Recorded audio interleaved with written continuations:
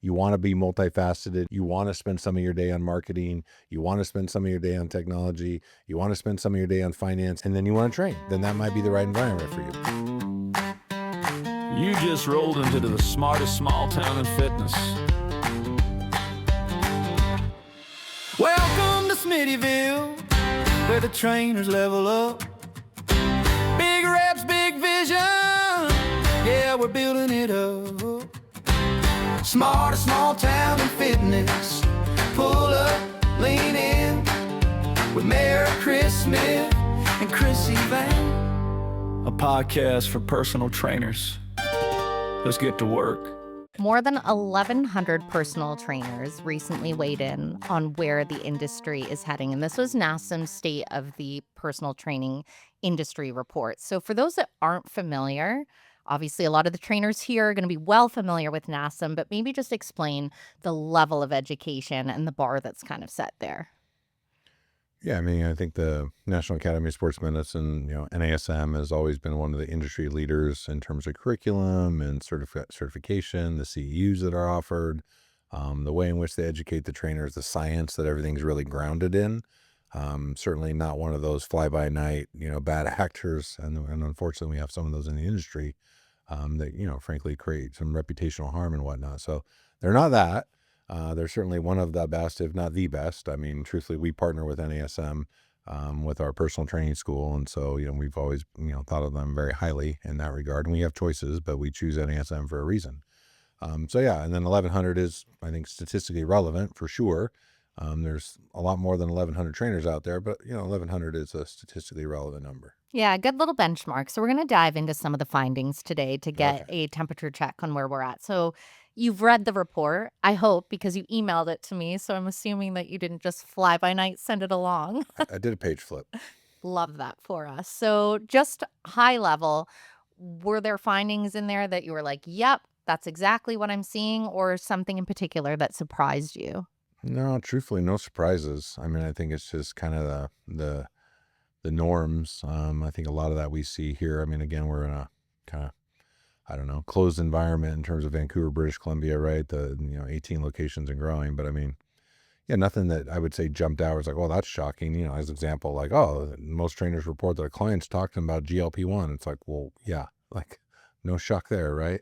Or even some of the income stuff or the disparities that you see or how people have opinions on things based on where their income level is. And you see some of the nuance or variances there. But no, nothing that I would say jumped out at me or surprised me. One thing that kind of surprised me in a positive fashion, trainers rated their optimism about the future of personal training 7.1 out of 10, which is pretty high and above average. So does that feel right to you? And why do you think that trainers are so optimistic? Because there are some challenges right now. I mean, we've addressed AI kind of encroaching on the profession. And from like a net promoter perspective, yeah, I mean, I think 7 out of 10 is a pretty healthy number, generally speaking.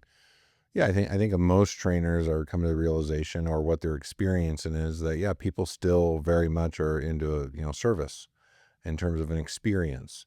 And so that's what we're selling. We're selling an experience when it comes to personal training. Because again, the programming side of it, there's nuance for sure. But if you said, so to what extent can AI write a really quality program now? It's pretty high, right? And it's like, yeah, but before you couldn't have cameras necessarily, they could give real-time feedback. Well, we have that already. So then what is it that I'd be coming to see a trainer for? And it really is that human to human connection, what you're not going to get from the computer. And it's like, well, no, I can program it. You're not going to get genuine empathy. You're not going to get real-time kind of feedback that's going to just feel meaningful and purposeful. And that I don't know, that the relationship based of what really kind of goes on, right? The rapport that is built with a client over time in terms of like, I'm guiding you on this health journey that you're on. And so, yeah, I can understand why a lot of people are still very optimistic about it. And I think it's right. I think they should be.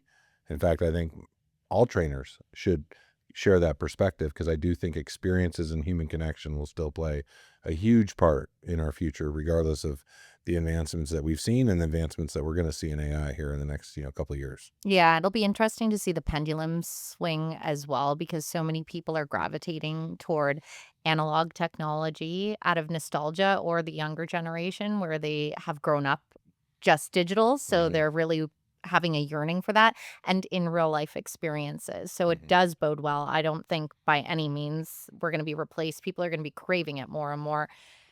And that could mean more money. So 46% of personal trainers increased their income this year, while 19% saw it decline. So, what do you feel separates the trainers who saw the growth versus the ones that did not? Our statistics don't align with those statistics, right? So the trainers that are with us from a longevity perspective, I mean, are only increasing their income through, pay rates, pay increases, increased volume of sessions, clientele, that sort of thing. So, I think if you're going backwards, there's certain something you're doing wrong in your business, and that could be again, I mean, it could be marketing, it could be how you're using your tech stack. If you're an independent trainer and you're an army of one, and you're not spending enough time in the right areas of your business, if you're not servicing people correctly.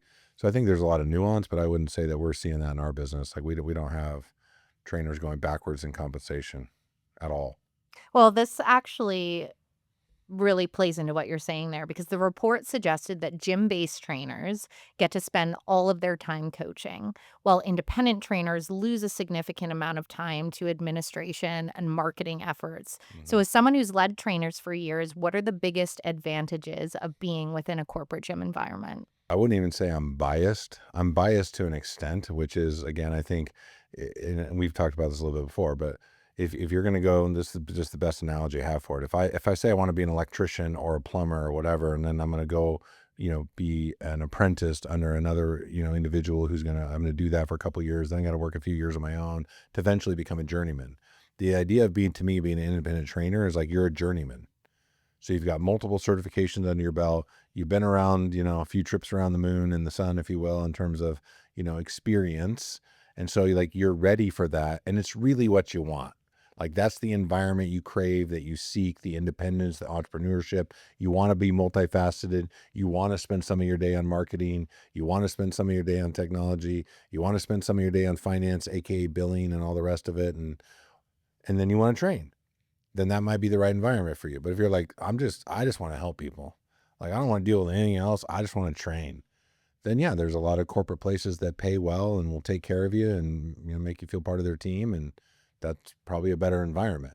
But certainly I think everyone would benefit more if they worked in a really good group surrounded by teammates that could push you and challenge you to kind of really be a better trainer while you're still cutting your teeth and getting good at it.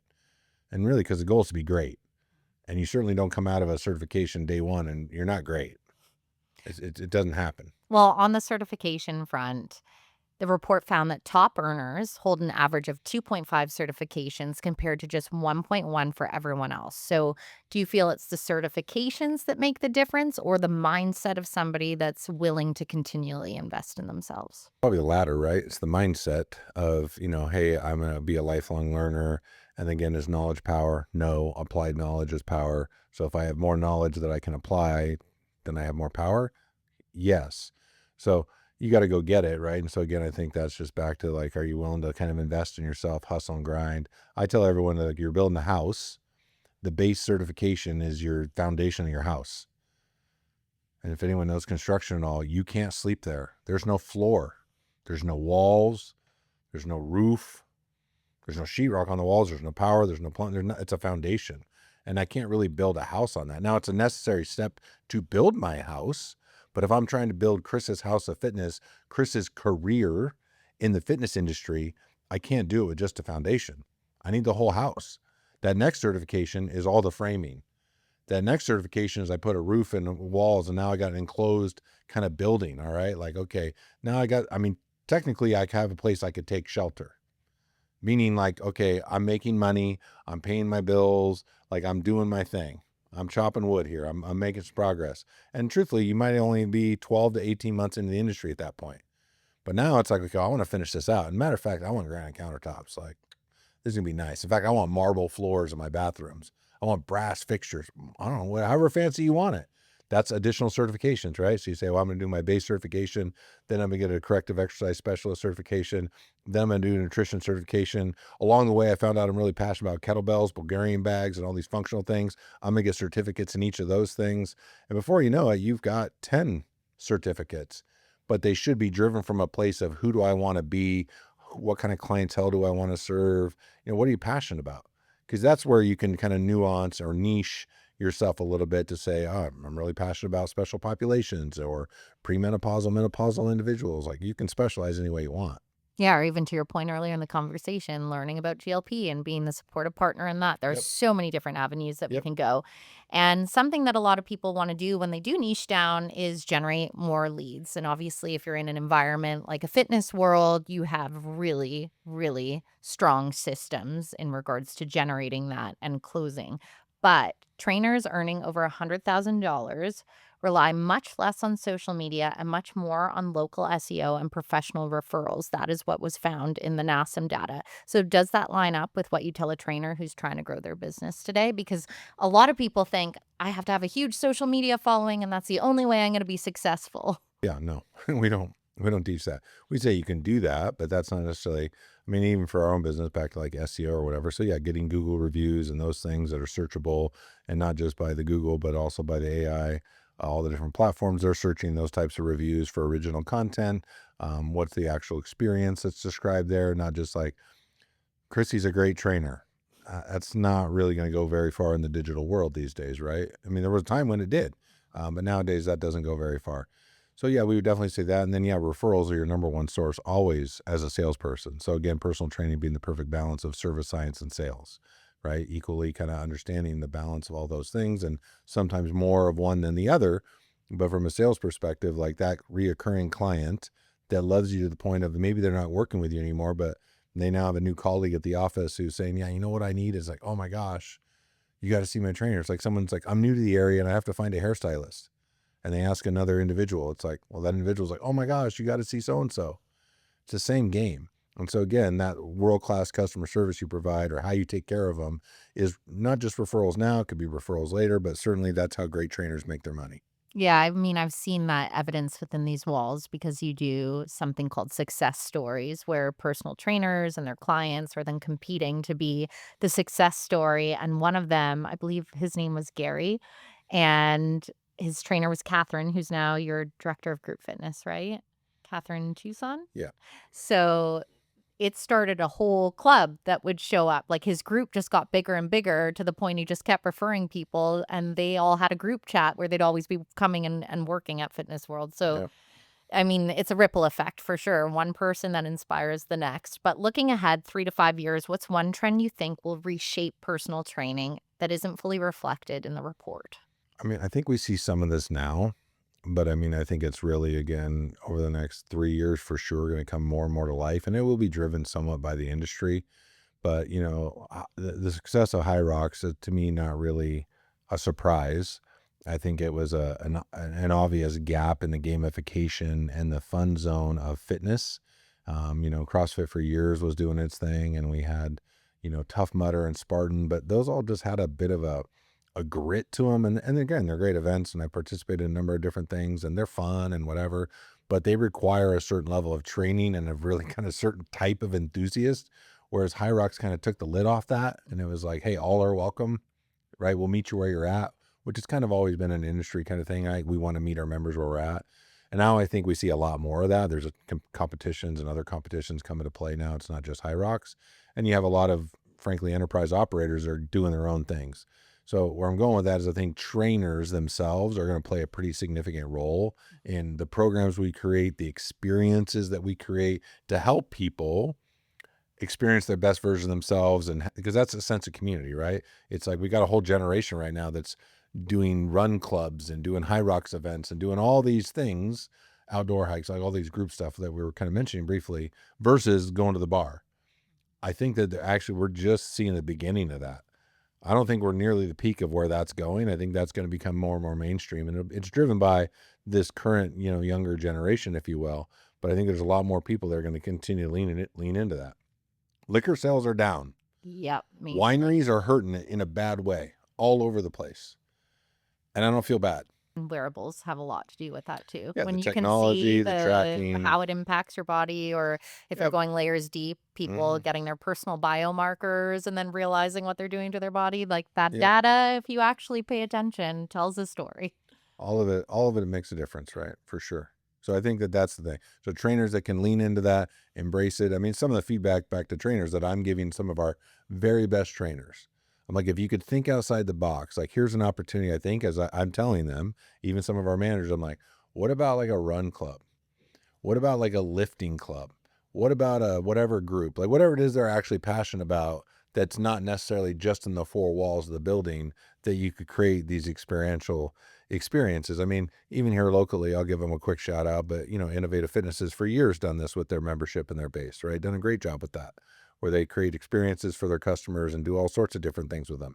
So I think that kind of thinking that was once niche or nuance is going to become very mainstream, back to just the experiences that I think our facilities can offer and help really set people up for success for / helping people do what it is they want to do.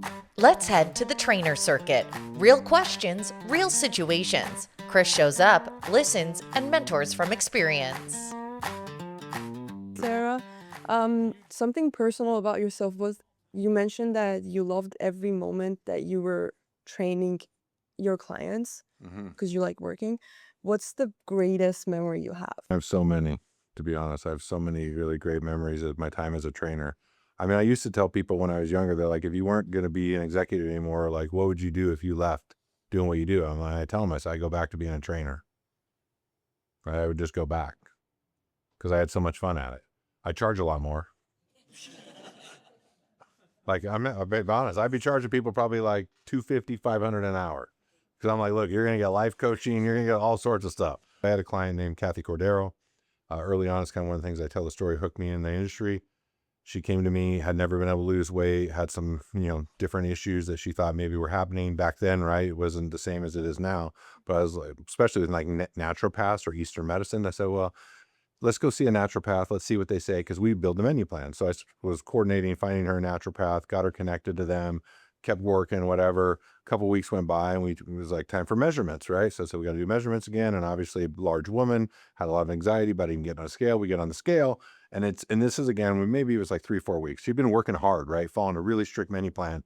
She lost like 1.2 pounds or something. And I'm looking at it and I'm like, because most of my clients would have lost 5-7 pounds by then, right? And she's like 1.2 pounds and she starts crying and I'm like, oh God, like you screwed this up, right? Dang it. And then she turns to look, she's like, oh my God, I'm so happy. And she like hugged me and she's bawling. And I'm like, oh man, this is some endorphins. Like this is good stuff, right? And it just like, I got hooked on that drug of like helping people feel good and make change. And I realized, like, again, in reflection, like for her, didn't really even have to ask her about it. Like for her, that was just a life-changing moment. And she did continue to lose weight and work with a naturopath to kind of adjust stuff. Because if you didn't know, especially back then, right, like doctors looked at the healthy thyroid, the window was like this, and a naturopath would say, no, a healthy thyroid isn't a window like that, right, from a numeric perspective. So anyway, it was a big moment. So those are one of the memories I tell you. That was like the immediate hook. But I mean, I have, clients, whenever they're hitting PRs or they're hitting that goal and you finally know like that's it. And that's the thing that you set out to go do, and they do it. And there's this huge moment of just, you can just see the joy that it brings them, right? And in a lot of cases, right, we're helping people do things they never would have been able to do on their own. Right. And so again, I think back to perceive it, believe it, achieve it. I believe in that so much. Like I'm trying to help other people believe it, because a lot of these folks that we deal with have never been in good shape. Right. Or they come to the club with a bunch of anxiety, or they come to the club with some mental health issues to begin with. And so it's our job to uplift and change that dynamic and feel like, and not just feel, but believe you can. And so I did, right? So I was always just trying to help my clients be the best versions. And again, I had people that, like, while they were training, they got promotions and this and that. So some of my other fondest memories of being a trainer was when I did start kind of going, hey, how do you become a leader? Like, what book should I read? What do you think about? Because I would ask them questions about it, right? And I was very fortunate that I'd worked really hard to have a really diverse clientele, but some of my clienteles were very powerful executives of their own right. And they were able to give me real-time feedback. Tara is actually the client that was the first one I ever asked. I said, what book should I read if I want to think about leadership? And she said, Dale Carnegie, How to Win Friends and Influence People, right? 2 days later, she's like, so have you bought the book yet? I said, I already read it. She's like, you read the book? I said, yes. She's like, tell me what you read. And I started telling her. She's like, oh no, you read it. Like, she thought I was lying to her. Like I didn't actually read the book. And I said, what should I read next? She's like, oh, read this one next. And so off I went. And then I just started doing that, right? But anyhow, those are a few of some of my fondest memories or things that helped shape me when I was a trainer. Before we wrap, we'll leave you with a Smithism, a lesson Chris has picked up along the way. I just had lunch with an individual who's going through some tough stuff, right? And I don't know where I pulled this from, but I mean, I just could feel the struggle. And I told him today, and I said, if you look long enough in the darkness, you'll find the light. And so I do think that, we go through challenges and dark times and different periods in our life. And if you can just like weather that storm a bit, you'll see the light. And when you do, start walking towards it, pick up pace, and eventually run, and just get yourself back to where you kind of want to be and where you need to be. That's today's Smithism. Chris Smith is the mayor of Smittyville, and I'm Chrissy Van, your town correspondent. This is the smartest small town in fitness. We'll see you back here every other week.